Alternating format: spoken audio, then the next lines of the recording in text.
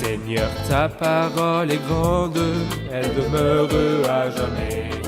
Ta parole est infaillible, rien ne peut la supprimer. Bienvenue à vous, chers spectateurs, ainsi qu'à tous nos spectateurs dans le monde entier, pour un nouvel épisode de notre émission d'études quotidiennes Toute la Bible. Dans cette émission, nous étudions tous les livres de la Bible, de la Genèse à l'Apocalypse. Dans le dernier épisode, nous avons commencé notre premier épisode sur le livre d'Ézéchiel, l'un des livres des grands prophètes de l'Ancien Testament. Il raconte l'histoire du peuple pendant son exil à Babylone. Ézéchiel a parlé pendant son exil à Babylone, près du fleuve Kébar, un affluent de l'Euphrate dans le pays des Babyloniens, et a eu des visions divines lorsque le ciel s'est ouvert. Aujourd'hui, nous nous concentrerons sur la première partie du premier chapitre. Nous commencerons notre étude du premier chapitre du livre d'Ézéchiel. Je vous encourage à préparer votre Bible et à prendre des notes. C'est peut-être la première fois que vous entendez une explication de ce grand livre prophétique. Je vous encourage à suivre notre étude et à nous envoyer vos questions, quelles qu'elles soient, et nous essaierons d'y répondre par la grâce de Dieu. Permettez-moi d'accueillir notre invité, le serviteur du Seigneur qui est avec nous dans le studio, frère Youssef Riyad. Bienvenue, frère Youssef. Merci beaucoup, frère Riyad. Bienvenue aussi à nos invités, vous êtes tous les bienvenus. Nous commencerons notre étude dans quelques instants, alors ne quittez pas.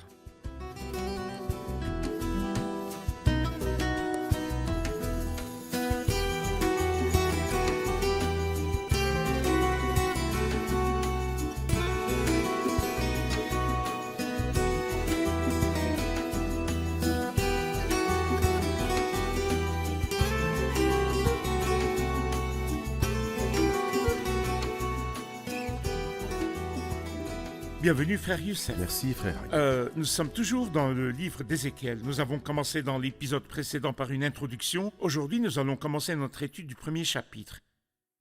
Je vais lire quelques versets et revenir vers vous avec une question sur les premières parties de ce chapitre. Allez-y.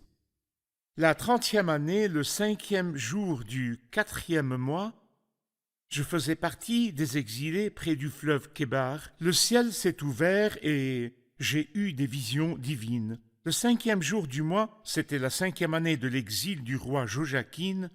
La parole de l'Éternel a été adressée à Ézéchiel, le fils du prêtre Buzi, dans le pays des Babyloniens, près du fleuve Kébar. C'est là que la main de l'Éternel a reposé sur lui. Alors que je regardais, un vent impétueux est arrivé du nord, ainsi qu'une grande nuée et une gerbe de feu. Tout autour, une lumière rayonnait.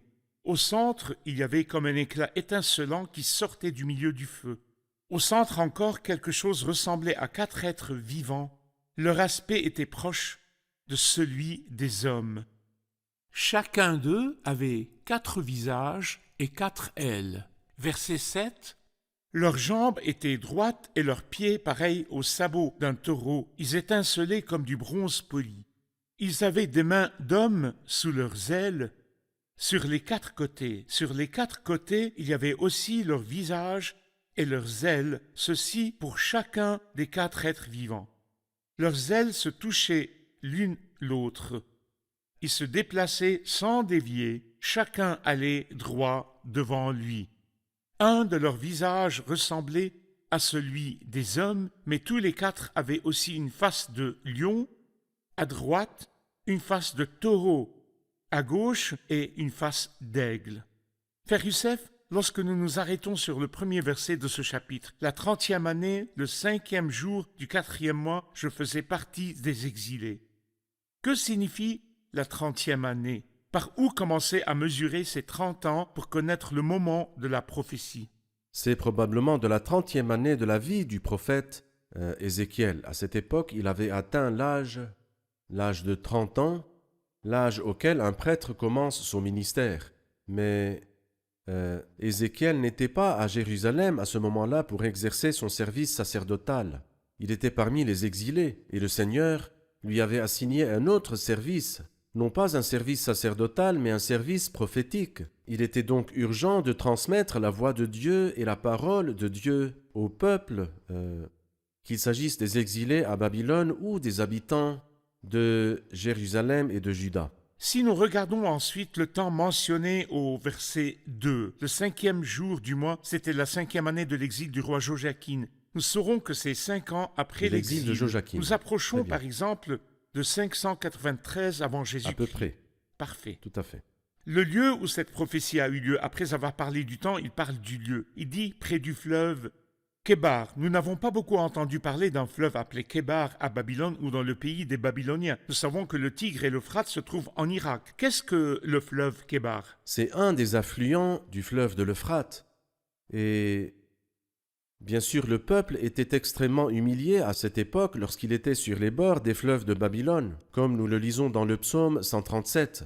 Mais remercions le Seigneur parce que la prophétie se termine toujours par une bénédiction. Quelqu'un a dit une belle phrase, il a dit « Le jugement purifie la coupe afin que la bénédiction puisse la remplir ».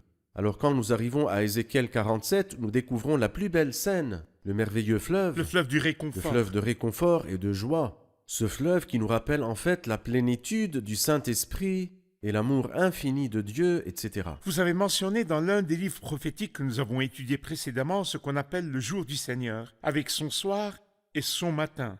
C'est-à-dire toujours, même dès Genèse 1, il y a eu un soir et il y a eu un matin. D'abord le soir, puis le matin. C'est D'abord le jugement, puis la restauration. Donnez-nous une idée des interventions de Dieu par le jugement et la restauration. Eh bien en fait, Dieu juge toujours, mais le jugement n'est pas son but ultime. Dieu n'est pas agressif ni sadique comme certains le décrivent, loin de là. Dieu ne veut que bénir. Il ne prend pas plaisir à voir le méchant mourir, c'est pourquoi il juge, afin que l'homme se repente. Et lorsque l'homme se repent, les réserves de Dieu sont remplies de bénédictions. Pour cet homme repentant et bienheureux, celui qui saisit l'occasion présente de se repentir, afin de jouir des bénédictions éternelles. Après avoir parlé du côté terrestre, lorsqu'il a dit qu'il faisait partie des exilés près du fleuve Kébar, il a ensuite parlé d'un côté céleste Oui. en disant « J'ai vu où le ciel s'est ouvert ». Il a parlé du ciel ouvert. Parlez-nous du ciel ouvert à partir de ce passage. Eh bien, dans la Bible sainte, nous lisons 7 fois que le ciel s'est ouvert, 7 fois. Et la Bible sainte est toujours un livre de septuples. Nous comprenons cela à partir d'Habacuc 3:9. Tes serments sont les flèches de ta parole. La première fois dans l'Ancien Testament ici, et 2 fois dans la vie du Christ, lors du baptême, dans Matthieu chapitre 3 par exemple, quand il fut baptisé et sorti de l'eau, le ciel s'ouvrit. Ensuite, le dernier verset de Jean 1, Vous verrez quand Jésus dit désormais « Vous verrez désormais le ciel ouvert et les anges de Dieu monter et descendre ». ces paroles à Nathanaël. Exactement. Au-dessus du Fils de l'homme. Ce sont donc les 2 fois qui sont liées à la vie du Christ. 2 fois liées au livre des Actes des Apôtres, au chapitre 7, quand Étienne a été lapidé et a vu le ciel s'ouvrir, et puis ensuite dans la vision de Pierre, dans Actes chapitre 10, Oui, lorsque la nappe descendit, ensuite la même nappe remonta au ciel. Cela fait donc 5 fois et 2 fois dans l'Apocalypse. Apocalypse 4 Apocalypse et Apocalypse 19, pour un total de 7 fois. Mais j'attire l'attention sur la première et la deuxième fois. Allez-y. La première fois, le ciel s'ouvrit dans une vision et la scène était orageuse. Pourquoi? Car Dieu était en colère. Pourquoi? Car le peuple était méchant. C'est pourquoi nous lisons ici une scène terrible et effrayante. Une tempête venant du nord, du feu et de la grêle. Exactement le contraire de ce que nous voyons dans Marc 1 et Matthieu 3 et Luc 3, lorsque le ciel s'est ouvert et le Saint-Esprit descendit sous une forme corporelle comme une colombe. Et c'était en fait une scène magnifique sur terre. Dieu était satisfait, alors que dans cette scène ici, Dieu est en colère à cause de la méchanceté du peuple. en d'autres termes, la méchanceté de l'homme a provoqué l'ouverture du ciel et un vent impétueux C'est s'est levé, la colère vrai. de Dieu. Mais la perfection morale du Christ a fait ouvrir le À lui ciel la gloire. et le Saint-Esprit est descendu, confirmant et approuvant la perfection de cet homme parfait, le Seigneur bien. Jésus. Très bien. Merci, frère Youssef. Verset 4. Alors que je regardais, un vent impétueux est arrivé du nord. Avant de poursuivre avec les événements de cette vision, il commence par parler de l'endroit d'où venait ce vent impétueux du nord. Qu'est-ce que le nord? Que veut-il dire par là? Eh bien, nous voyons 2 choses concernant le nord. D'abord, le trône de Dieu. Nous comprenons, à partir de passages de la parole de Dieu, par exemple Ésaïe, chapitre 14, lorsque Satan voulait hisser son trône à l'extrême du nord. Dans le psaume 75, il nous dit que le jugement ne viendra ni de l'est, ni de l'ouest, ni du sud. Mais il n'a pas dit ni du nord, parce que le nord est le trône de Dieu. Et dans Job 26, 7, il dit « C'est lui qui déploie le nord sur le vide, qui suspend la terre sur le vide ». À partir de ces versets et d'autres, nous concluons que le trône de Dieu, ou bien ne disons pas que le trône de Dieu est au nord, parce que nous ne savons pas où se trouve le trône de Dieu, mais le nord représente pour nous le trône de Dieu. Parfait. Mais ce n'est pas tout. La deuxième chose est que le jugement et la colère viennent du nord. Dans le livre de Jérémie, que nous avons étudié il y a quelque temps, nous voyons qu'il mentionne plusieurs fois le nord comme source et commencement de la colère. Par exemple, au chapitre 1 du livre de Jérémie, verset 14, il dit « L'Éternel m'a dit, c'est du nord que le mal se déversera sur tous les habitants du pays. » Et nous connaissons le roi du nord dans le futur. Et au chapitre 4 aussi, au verset 6, il est dit « Car je fais moi-même venir du nord le malheur et un grand désastre. » Et la même idée est répétée également dans le chapitre 6, lorsqu'il nous dit dans le verset 1 « Car le malheur vous guette du nord et ce sera un grand désastre. » Ainsi le nord nous dit deux choses. Le trône de Dieu vient du nord, et le jugement vient par l'intermédiaire de Nebuchadnezzar qui, pour cette nation, est le nord. Ici, le Nord parle donc de l'instrument que Dieu utilisera par son autorité pour juger cette nation et qui vient du nord des pays des Babyloniens. Nebuchadnezzar. Et quand il est toujours question dans les livres prophétiques du nord et du sud, cela signifie le nord du pays de Juda ou d'Israël et le sud du pays de Juda ou d'Israël. Parfait. Merci, nous allons voir un reportage puis prendre une question. Amen.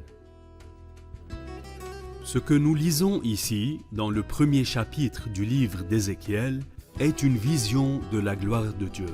Dans le livre d'Ésaïe, nous trouvons les principes du trône de Dieu, et dans le livre de Jérémie, nous trouvons l'application de ce trône. Quant au livre d'Ézéchiel, nous y trouvons l'hypostase assise sur le trône. J'aimerais ajouter que Dieu lui-même n'est pas visible ici, car il n'y a pas de fenêtre qui donne sur lui. Ce n'est pas une vision de Dieu, mais une vision de la majesté de Dieu, une vision de la présence de Dieu. Nous avons ici une vision du char de Dieu qu'il conduit victorieusement et irrésistiblement à travers le temps.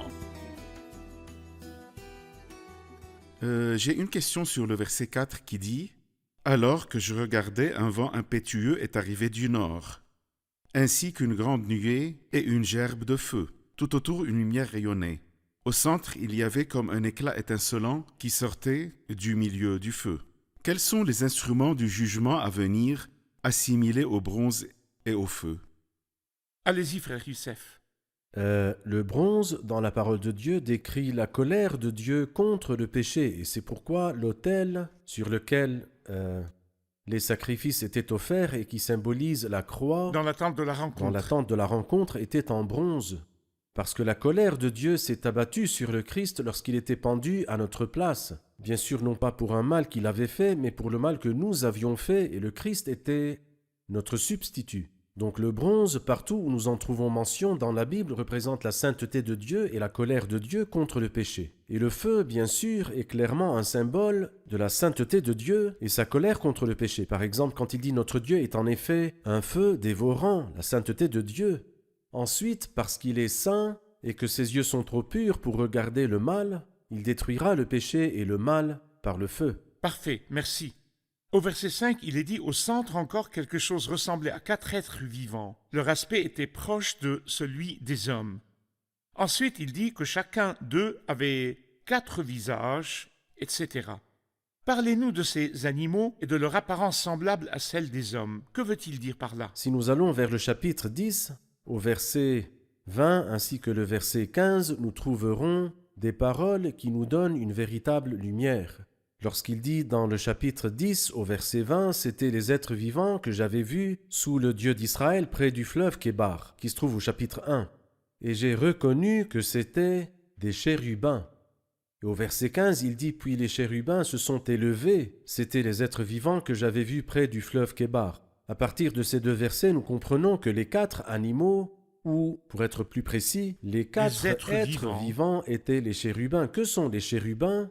Des anges du jugement. Les premiers anges mentionnés dans la Bible sainte sont les chérubins, et nous lisons cela dans Genèse chapitre 3. Nous lisons à propos des séraphins, par exemple, dans Ésaïe 6. Mais les séraphins sont plutôt des anges d'aide et de grâce, tandis que les chérubins sont des anges de jugement qui empêchent l'homme pécheur, qui l'empêchent de s'approcher de l'arbre de vie Et en plus, ils permettent à l'être humain de s'approcher sur la base du sang. Nous lisons que les chérubins, dans la tente de la rencontre, étaient par-dessus Propitiatoire. le propitiatoire qui était composé de 2 chérubins.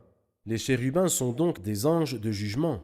Alors donc nous voyons ici 4 êtres vivants qui sont les chérubins. Permettez-moi de dire que ces 4 êtres vivants sont les moyens par lesquels Dieu met en œuvre sa politique de jugement dans le monde. Dans l'avenir, ce ne seront pas des anges, mais il nous dit dans Hébreux 2, en effet, ce n'est pas à l'autorité d'anges que Dieu a soumis le monde à venir dont nous parlons. Ici, Dieu, maintenant, utilise des anges dans le but du jugement. Cependant, dans l'avenir, il utilisera son peuple, qui est l'Église. C'est à eux qu'il soumettra le monde à venir.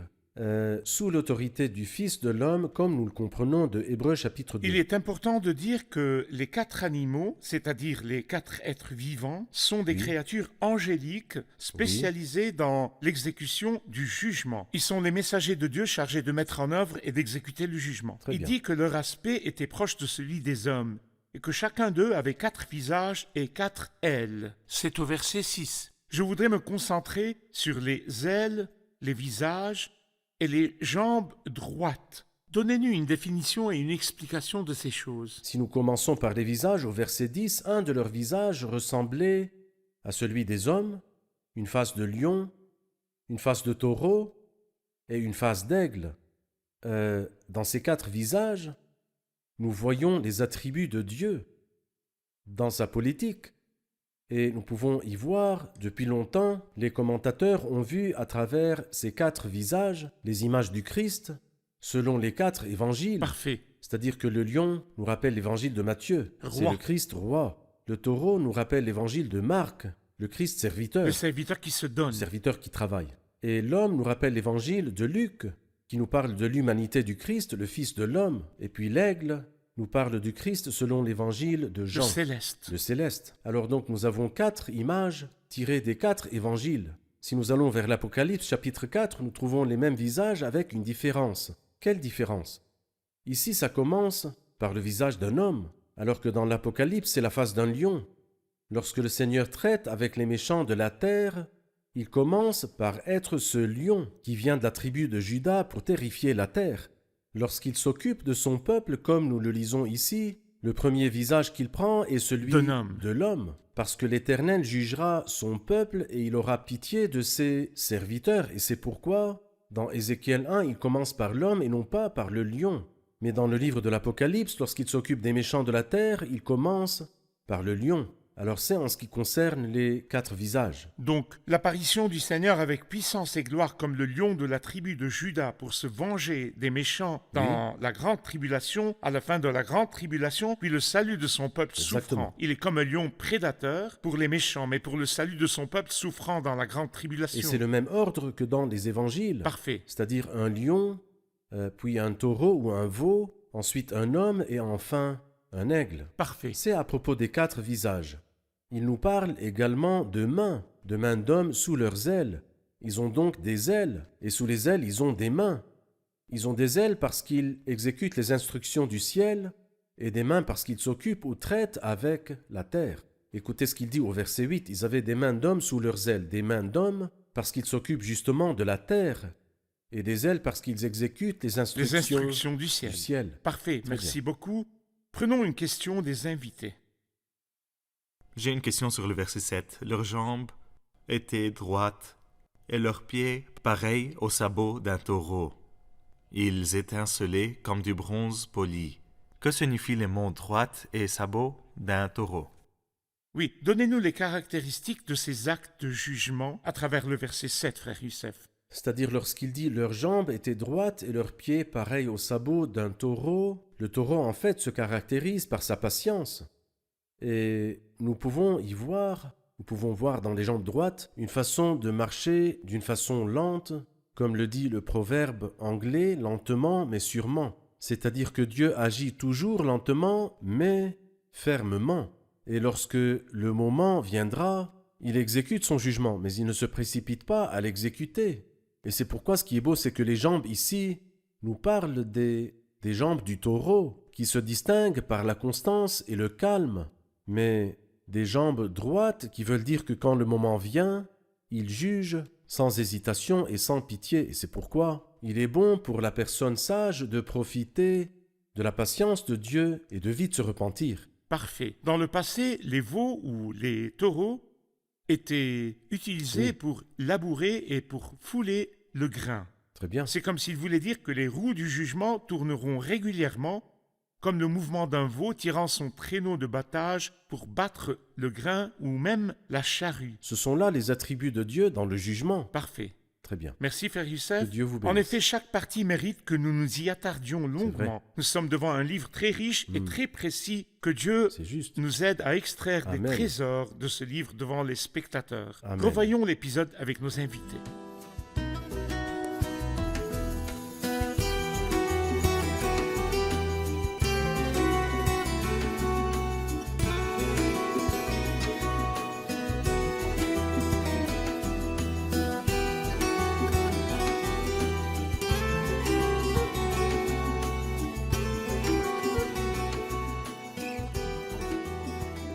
Bienvenue. Nous voulons savoir, à travers le premier verset du premier chapitre, quand et où cette prophétie a été écrite et quels sont les événements de cette prophétie. Le moment, nous avons appris ou compris qu'Ézéchiel avait alors 30 ans. Il était prêtre et c'était l'âge où l'on commençait le sacerdoce. Mais il ne pouvait pas exercer le sacerdoce parce qu'il n'était pas à Jérusalem. Il était en exil. C'est vrai. Le Seigneur l'a destiné à la prophétie. Donc la 30e année, c'est l'âge d'Ézéchiel. L'âge d'Ézéchiel. Le Et le lieu- lieu était le fleuve Kébar, et nous comprenons que c'était un affluent de l'Euphrate. Parfait. Très bien. Il a également mentionné l'ouverture du ciel. Où ailleurs dans la Bible est-il fait mention du ciel ouvert? Dans le premier chapitre d'Ézéchiel, nous l'avons vu. Puis, dans Matthieu 3, dans la scène du baptême du Seigneur Jésus. Et dans Jean 1, quand il dit « Vous verrez désormais le ciel ouvert ». Puis, dans le livre des Actes, chapitre 7, dans la scène Lorsqu'Étienne a été lapidé. Puis, au chapitre 10, dans la vision de Pierre. Puis, dans le livre de l'Apocalypse, chapitre 4 et chapitre 19. Et Apocalypse 19. Tout à fait. Parfait, merci. Quelles sont les similitudes et les différences entre les visages des animaux ou des êtres vivants qu'Ézéchiel a vus dans Ézéchiel 1 et la vision mentionnée dans le livre de l'Apocalypse chapitre 4? Ils ont 4 visages dans les 2 visions. Mais ici, il commence par le visage d'un homme. Ici dans Dans Ézéchiel 1. Ézéchiel, il commence par le visage d'un homme, mais dans le livre de l'Apocalypse, il commence par la face d'un lion, car en s'occupant de la méchanceté des hommes dans le futur, il sera comme un lion, mais avec son peuple, il se comportera comme un homme. Parfait. Qu'en pensez-vous? Parfait. Parfait. Merci beaucoup. Merci, Frère Que le Youssef. Seigneur vous bénisse. Chers spectateurs, comme nous l'avons appris dans l'épisode d'aujourd'hui, cette scène est une scène de jugement. Une scène de jugement car le peuple était en exil à cause de sa méchanceté. Il ne tenait pas compte de la sainteté de Dieu, il ne respectait pas la sainteté de Dieu. Il a donc été chassé de son pays et est parti en exil. Dieu ne supporte pas l'iniquité, Dieu ne supporte pas le péché. Même s'il aime son peuple, il déteste le mal qui est en lui. Le peuple est donc parti en exil à cause de sa méchanceté. Mais Dieu, dans ses relations avec son peuple, agit comme un homme avec toute la douceur, avec la tendresse et la délicatesse possible. Nous avons appris que lorsqu'il traite avec les pécheurs de la terre et les méchants de la terre à la fin de la grande tribulation, lorsqu'il apparaîtra avec gloire et puissance, il apparaîtra comme un lion de la tribu de Juda. Permettez-moi de vous donner un très court message. Si vous n'acceptez pas les interventions de Dieu auprès de vous maintenant, alors qu'il est venu dans ce monde sous la forme d'un homme, qu'il a vécu comme un homme parfait, et qu'il est mort sur la croix en tant que fils de l'homme un jour, il apparaîtra comme le lion de la tribu de Juda. Nous sommes dans l'ère de la grâce, et l'ère de la grâce touche à sa fin. Acceptez le Christ maintenant pour éviter de le rencontrer en tant que juge juste. Je vous retrouve dans le prochain épisode. Que le Seigneur soit avec vous.